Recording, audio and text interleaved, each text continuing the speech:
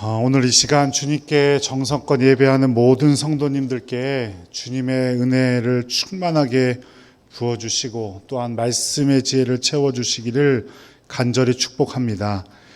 오늘 본문 요한복음 11장은 마르다와 마리아가 자신들의 오라버니 나사로가 병이 들었다는 소식을 예수님께 전하는 것으로 시작을 합니다.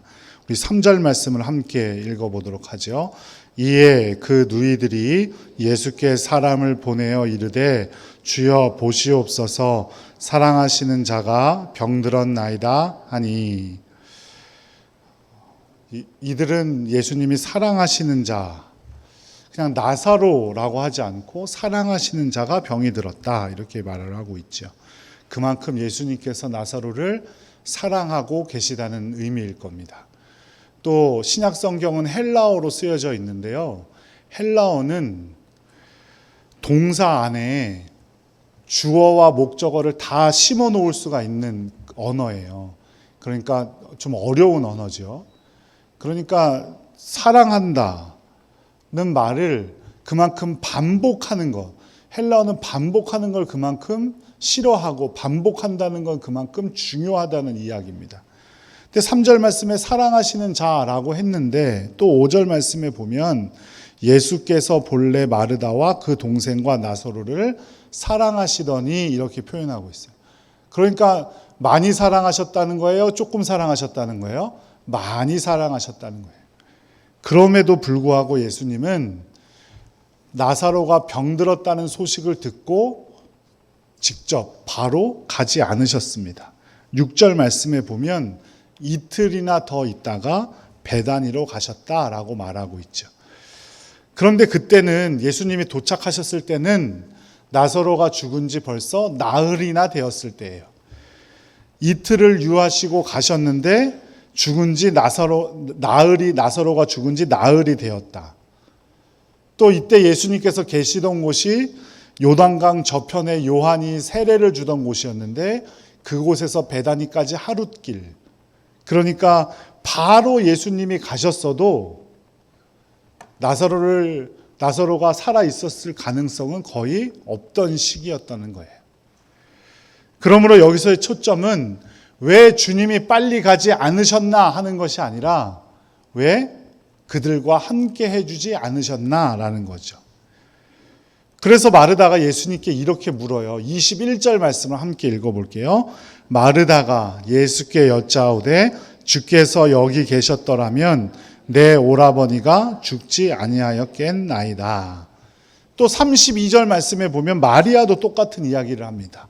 주께서 여기 계셨더라면 내 오라버니가 죽지 않았을 것입니다. 지금 예수님이 안 계신 사이에 벌어진 한 가정의 비극을 보여주고 있는데 예수님은 곧장 가지 않으셨고 두 자매는 예수님이 함께 계시지 않았기 때문에 자기 오라버니가 죽었다라고 생각하고 있던 겁니다.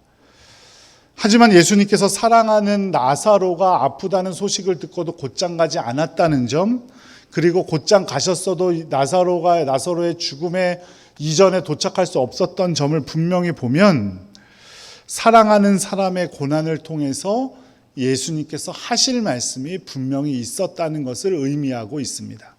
4절 말씀을 함께 읽어보도록 할게요. 예수께서 들으시고 이르시되 이 병은 죽을 병이 아니라 하나님의 영광을 위함이요 하나님의 아들이 이로 말미암아 영광을 받게 하려 함이라 하시더라. 아멘.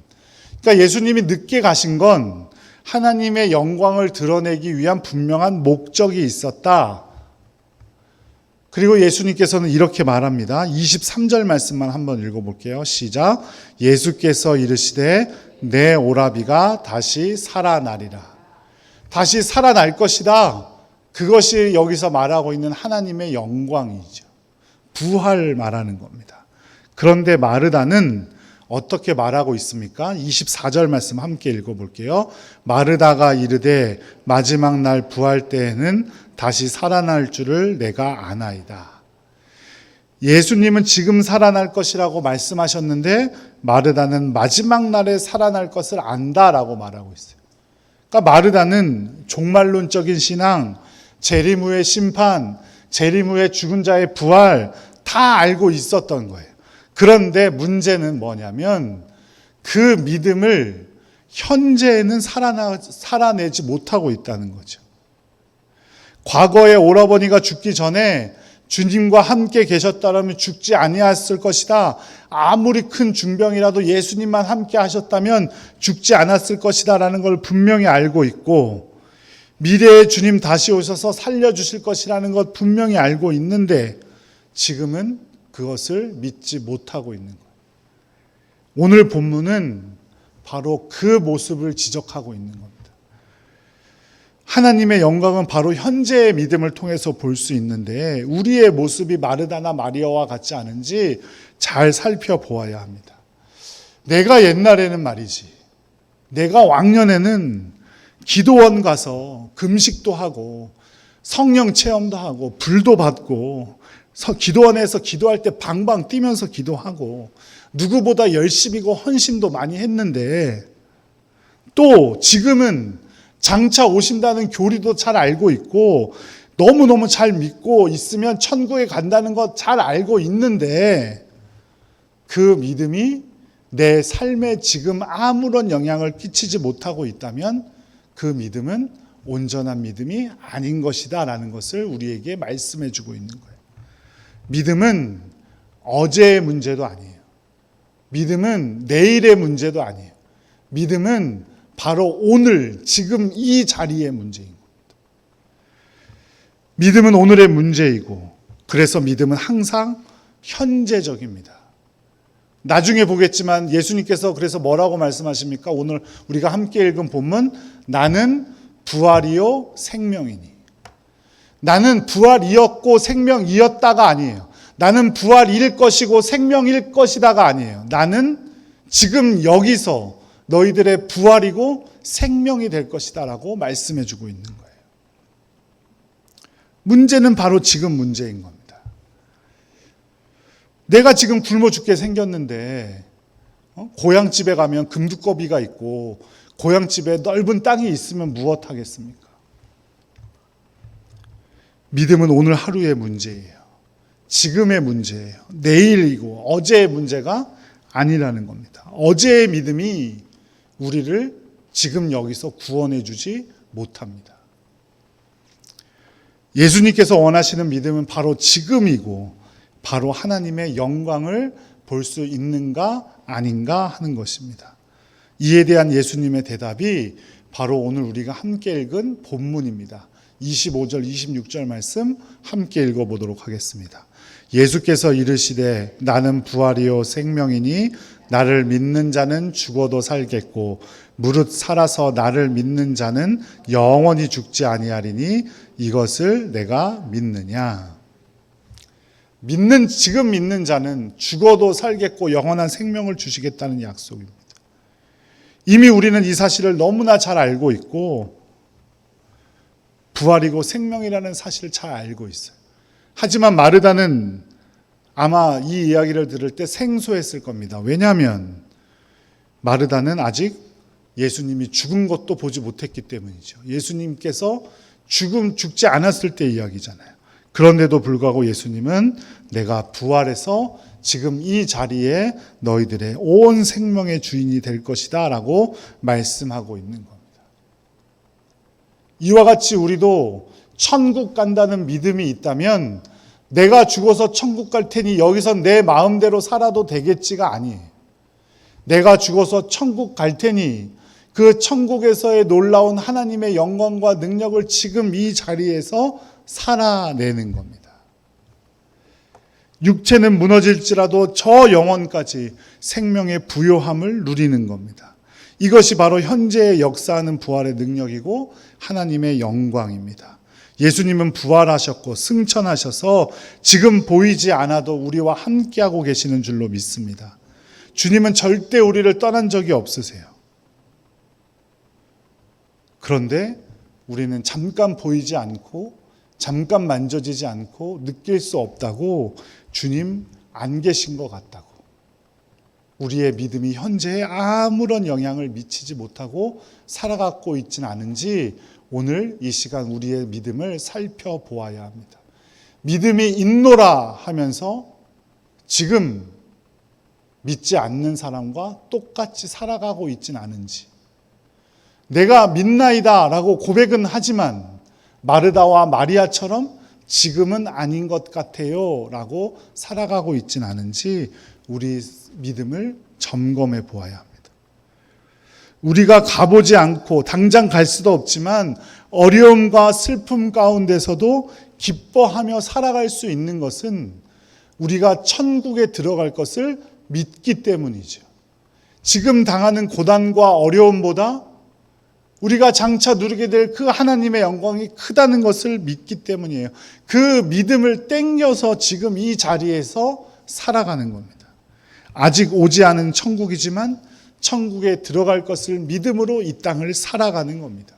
그것이 바로 내가 믿나이다 라는 고백에 담겨져 있는 큰 의미입니다.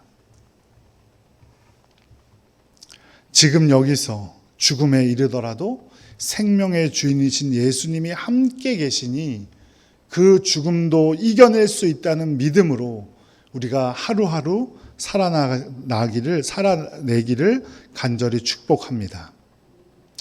나사로가 오늘 살아난 것은 진짜 기쁨이 아닙니다. 나사로는 또 죽었을까요? 안 죽었을까요? 죽었겠죠. 그죠? 예수님께서 우리에게 원하시는 것을 보고 나서 믿게 되는 그런 믿음이 아니라 영원한 주님의 영광에 거할 것을 믿으며 바로 지금 기쁨을 누리는 것, 이것이 진짜 믿음의 기쁨이에요. 사랑하는 사람의 육체적인 죽음이 왜 비통하고 슬픈 일이 아니겠습니까? 하지만 예수님께서는 그 나사로의 죽음을 통해서 마르다와 마리아에게 그리고 모든 믿는 자에게 죽음도 뛰어넘을 수 있는 그런 믿음을 원하고 계시고 우리가 그것을 알기를 원하고 계신 거예요. 단지 나사로를 살리는 것으로 기적을 보여주시는 것에 그쳤더라면 나사로를 살리신 이후에 주변에 좋은 일들만 넘쳤어야 해요. 하지만 나사로를 다시 살리신 이 이야기의 결론은 무엇인지 53절 말씀을 우리가 함께 읽어볼게요. 시작. 이날부터는 그들이 예수를 죽이려고 모의하니라. 이 나사로를 살리신 일 때문에 바리새인들과 제사장들이 예수님을 죽이기로 결정하고 의논하기 시작했다 이 말이에요. 예수님은 자신에게 위기가 닥칠 걸 아셨지만 마르다와 마리아 그리고 모든 믿는 자들이 지금의 믿음, 지금의 그 부활의 능력으로 살아갈 수 있는 그 믿음을 갖기를 원하셨기 때문에 나사로를 살려주신 거예요. 나사로를 살리신 건 도구이고 우리가 그 예수님의 목적은 죽음도 뛰어넘는 그 믿음의 능력을 갖고 지금 이 시간, 지금 여기서 우리가 믿음 생활을 하기를 바라고 계신 것이죠. 천국에 들어갈 것을 믿는다면 지금 여기서 이미 천국을 누리는 삶을 살아야 하고 주님께서 생명의 주인이 되신다는 것을 믿는다면 죽음을 두려워하지 않는 삶을 살아가야 하는 겁니다. 믿음은 지금 이 자리에서 역사하시는 능력입니다. 많은 기간 예수님이 계시지 않는 것처럼 느껴질 때가 있어요. 현실의 어려움을 이겨내기 힘들 때가 많아요. 저 또한 그래요. 주님이 나와 함께 직접 지금 나와 함께 계시면서 지금 옆에서 말씀도 해주시고 나 힘들다고 할 때 직접 쓰다듬어 주시기도 하고 하면 얼마나 좋을까라고 생각할 때도 있어요. 하지만 예수님은 우리에게 분명히 약속하셨어요. 마태복음 28장 20절 하반절 말씀을 함께 읽어보겠습니다. 시작. 내가 세상 끝날까지 너희와 항상 함께 있으리라 하시니라. 예수님은 지금 보이지 않고 만져지지 않지만 지금 우리와 함께 하고 계세요. 그러니 신자에게는, 그리스도인에게는 더 이상 여기 계셨더라면 이란 말은 통하지 않는 거예요. 그렇다면 우리는 어떻게 이런 믿음을 가지고 살아갈 수 있을까요? 첫 번째는 주님이 함께 하시지 않는 것과 같은 상황을 통해서 분명히 하나님께서, 우리 주님께서 나에게 원하시는 것이 있고 하시고자 하는 일이 있음을 믿는 믿음으로 살아가는 거예요. 요한복음 11장 4절 말씀 다시 한번 읽어볼게요. 예수께서 들으시고 이르시되 이 병은 죽을 병이 아니라 하나님의 영광을 위함이요 하나님의 아들이 이로 말미암아 영광을 받게 하려 함이라 하시더라. 아멘. 하나님께서, 우리 주님께서 우리에게 고난을 주시고 어려움을 주실 때는 분명히 이유가 있고 목적이 있다는 거예요.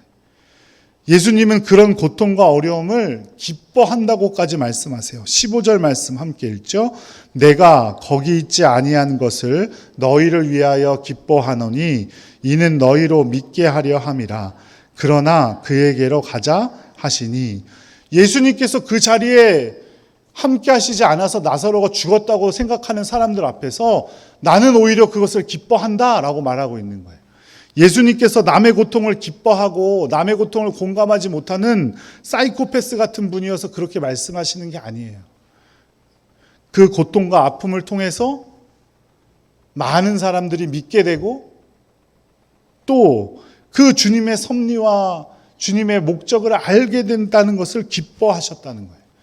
아무리 외쳐도 주님이 안 계신 것처럼 상황이 절망 가운데 치닫을지라도 내 상황을 통해 하나님께서 영광 받으실 일이 있음을 알게 될 것이기 때문에 기뻐했다는 거예요. 하나님께서 당신의 영광을 나타내기 위해 가장 사랑하는 가정을 택하셨어요. 이런 고통 중에 있는 것이 하나님이 나를 사랑하지 않기 때문이 아니에요. 행여 여기 엄청난 어려움과 고통 가운데 계신 분들이 있다면 사랑하시지 않기 때문이 아니에요. 오히려 너무너무나 사랑하시기 때문에 그 일을 통해서 하나님의 놀라운 목적을 보게 하시기 위함이었어요. 그래서 예수님은 다른 가정도 아닌 자기가 너무나 사랑했던 나사로 가정을 선택해서 그들을 영광의 도구로 삼으신 거예요. 우리도 때로는 우리 자녀들에게 매를 들 때도 있잖아요. 그리고 마음 아픈 말을 할 때도 있어요. 그렇다고 자녀들이 미워서 그런 겁니까? 자녀들이 정말 꼴보기 싫어서 그러세요? 그런 거 아니잖아요. 좀 더 잘 되었으면 좋겠고, 지금 조금 아프더라도 그 아픔을 통해서 더 나은 자녀들이 되기를 원하시기 때문이잖아요. 그죠? 이런 것을 우리는 주님의 연단이라고 합니다. 연단의 본래 의미는 깨달음이라는 의미가 담겨져 있어요. 주님이 계시지 않는 것 같은 어려움을 주시는 이유가 성도들이 깨닫고 나면 비교할 수 없는 영광이 있음을 알게 하시기 위함인 거예요. 그러니 사랑하는 여러분, 어떤 아픔과 어려움이 있더라도 절대 좌절하거나 낭망하지 마시기 바라요. 그 일이 지나고 나면 그 고난과 비교할 수도 없는 영광이 우리와 함께 할 줄로 믿습니다. 또한 주님께서 우리를 너무나 사랑하시기 때문에 사랑하는 자에게 그 고난을 통해서 더 큰 깨달음이 있기를 원하시는 거예요. 그럼 우리가 주님을 믿는 믿음의 능력으로 살아갈 수 있는 두 번째 방법은 무엇일까요? 바로 슬픔을 가지고 주님 앞으로 나와야 한다는 거예요. 사람 찾아가서는 안 돼요. 슬픔에 주저앉아서는 안 돼요. 그 슬픔을 가지고 주님 앞에 나와야 합니다. 요한복음 11장 20절 말씀을 함께 보죠. 마르다는 예수께서 오신다는 말을 듣고 곧 나가 맞이하되 마리아는 집에 앉았더라. 마르다는 예수님이 오신다는 소식을 듣고 곧장 뛰쳐나가 예수님을 맞이하러 갔고, 마리아는 그냥 주저앉아 있었어요. 마르다에게 어떤 큰 거창한 말이 있어서가 아니에요. 마르다에게 큰 믿음이 있었기 때문이 아니에요. 마르다는 예수님 앞으로 찾아갔어요. 그런데 예수님께서 마리아가 오시기 전까지 발걸음을 움직이시지 않는 거예요. 29절 30절 말씀 함께 읽어보겠습니다. 마리아가 이 말을 듣고 급히 일어나 예수께 나아가매 예수는 아직 마을로 들어오지 아니하시고 마르다가 맞이했던 곳에 그대로 계시더라. 마리아가 나오기 전까지 예수님은 마을로 들어가시지 않았다는 거예요. 그리고 마리아가 예수님을 만나러 나오자 그제서야 나사로가 있는 곳으로 가자라고 말씀하셨어요. 마리아가 예수님께 나아가서 또 특별한 일을 했던 건 아니에요. 불평했어요. 주님 여기 계셨더라면 우리 오라버니 죽지 않았을 텐데 좀 빨리 오시지 그랬어요. 우리와 좀 함께 해주시지 그랬어요. 우리 주님께 기도할 때 우리는 뭔가 고상한 말만 해야 될 것 같고 믿음이 좋아 보이는 것처럼 어떻게 해야 될 것 같아 보이지만 그건 착각에 불과합니다.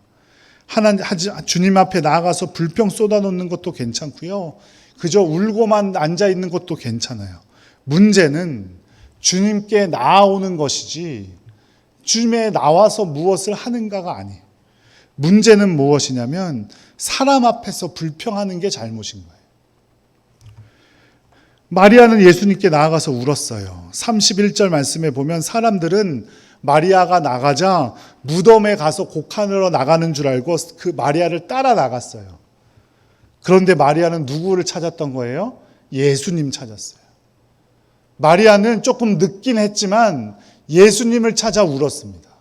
그 모습을 보시고 예수님께서 그를 불쌍히 여겨주시고 같이 우셨다라 그랬어요.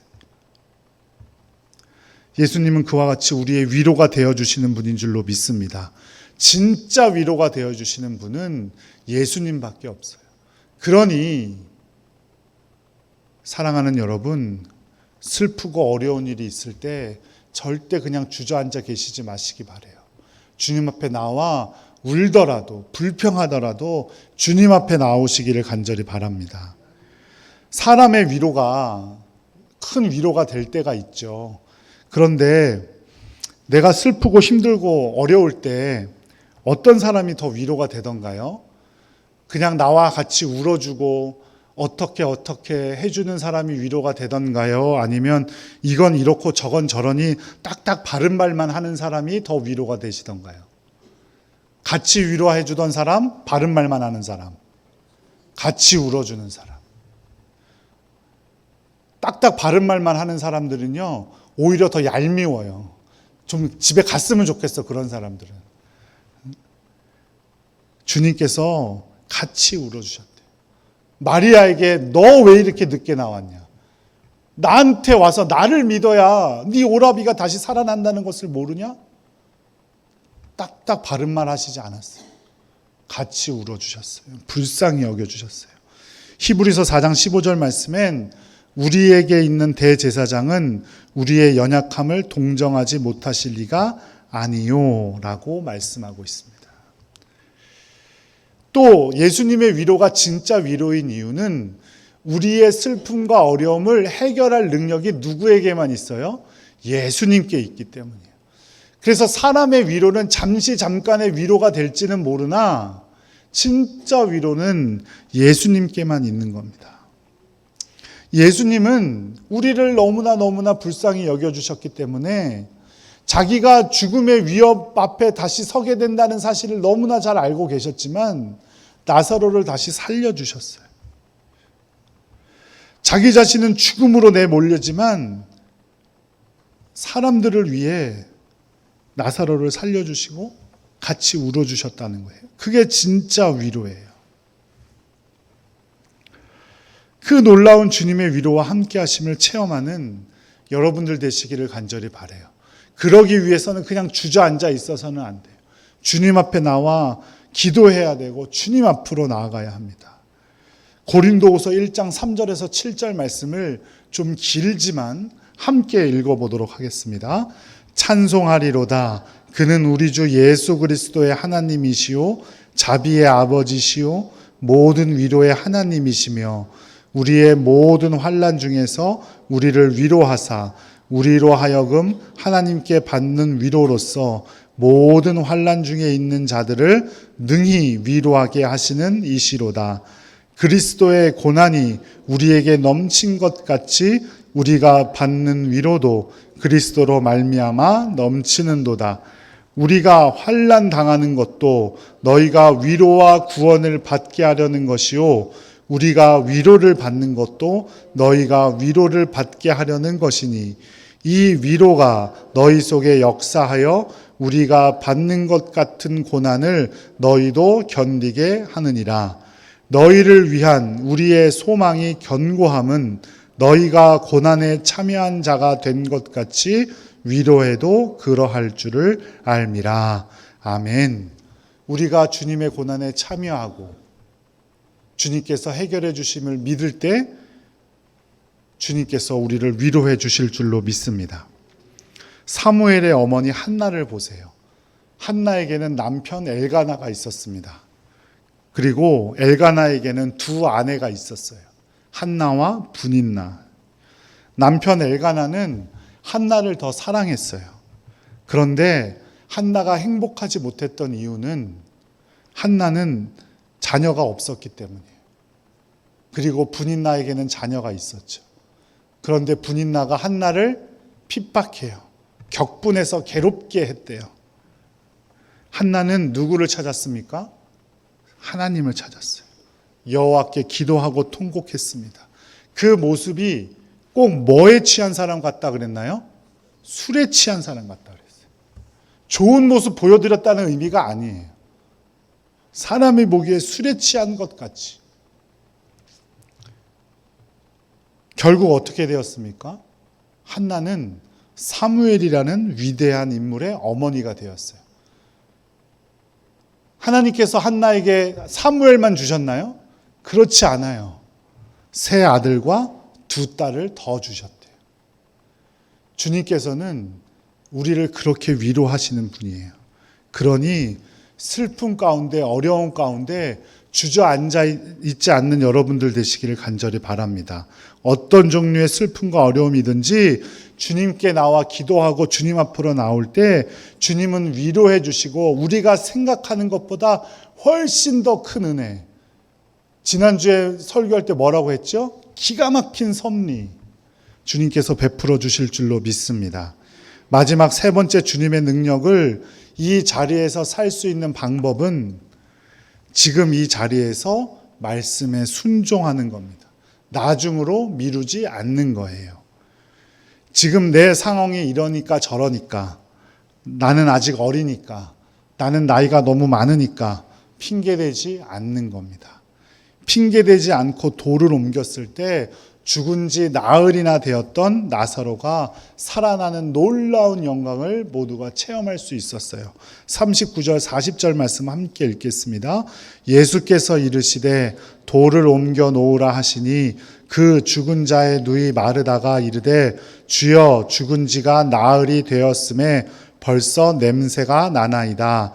예수께서 이르시되 내 말이 내가 믿으면 하나님의 영광을 보리라 하지 아니하였느냐 하시니, 마르다의 믿음은 안타깝게도 나흘이라는 한계에 갇혀 있었어요. 나흘이라는 한계는 어떤 한계일까요? 과학적인 한계겠죠.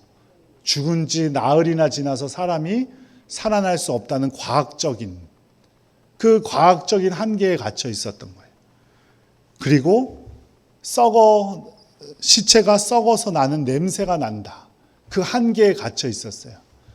이건 어떤 한계일까요? 감정의 한계. 자신의 감성의 한계에 갇혀 있었던 거예요. 행여 우리는 무엇 때문에 갇혀 있습니까? 물질 때문에, 건강 때문에, 세상의 기준 때문에 우리의 믿음이 갇혀 있지는 않은지 돌아보아야 합니다. 주님의 능력을 이 자리에서도 경험하며 살아나기 위해서는 내가 보여주시면 믿을게요 라는 믿음이 아니라 말씀에 순종함으로 그 한계들을 이겨내야 합니다. 예수님께서 공생애를 시작하시고 제일 처음 보여주신 기적이 가나의 혼인잔치에서 물로 포도주를 만드신 사건이었어요.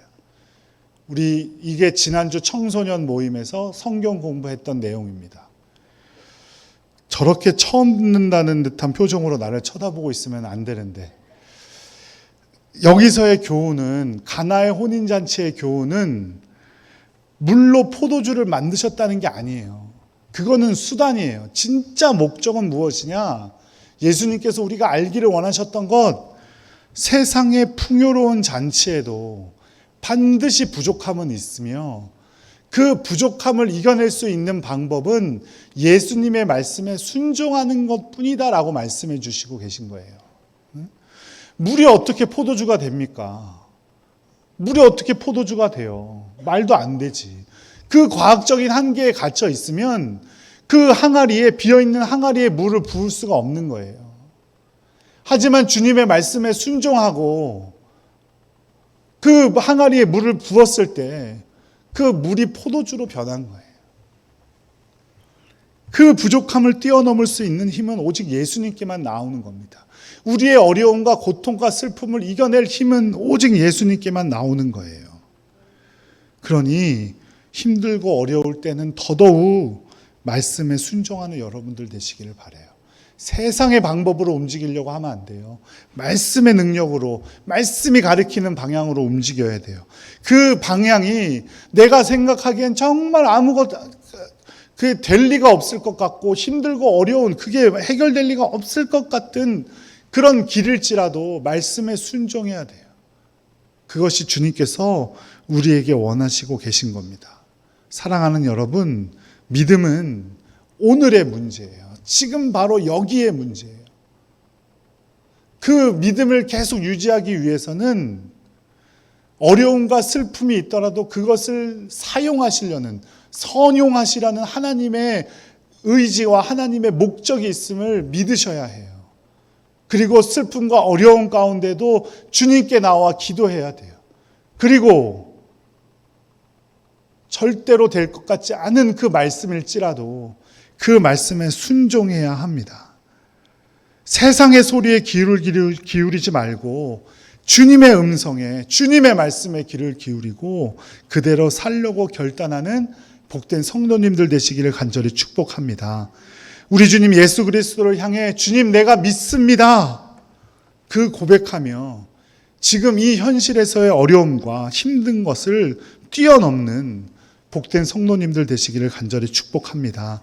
그 가운데 주님의 놀라운 은총, 기가 막힌 섭리가 우리가 상상하지도 못한 것들로 놀랍도록 부어주실 줄로 믿습니다. 기도하겠습니다. 사랑이 많으신 아버지 하나님, 우리가 연약하여 조그만 고통과 어려움 가운데서도 주님을 거부하고 주님을 떠날 때가 많습니다.